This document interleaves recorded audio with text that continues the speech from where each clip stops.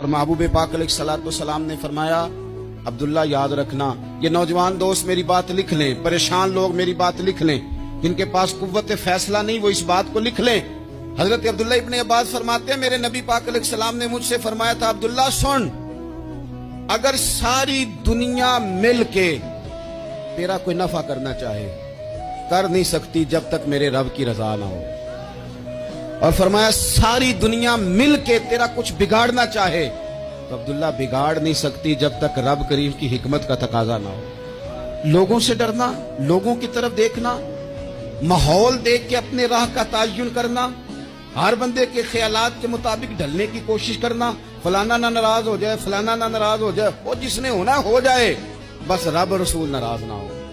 اپنی زندگی میں اپنے مالک کو مولا جان کے بل اللہ مولاکم، اللہ تمہارا مولا ہے، وہو خیر الناصرین، وہ بہترین مددگار ہے، توجہ جب بھی کریں رب کی جانب کریں، اپنے دل کا قبلہ درست رکھیں۔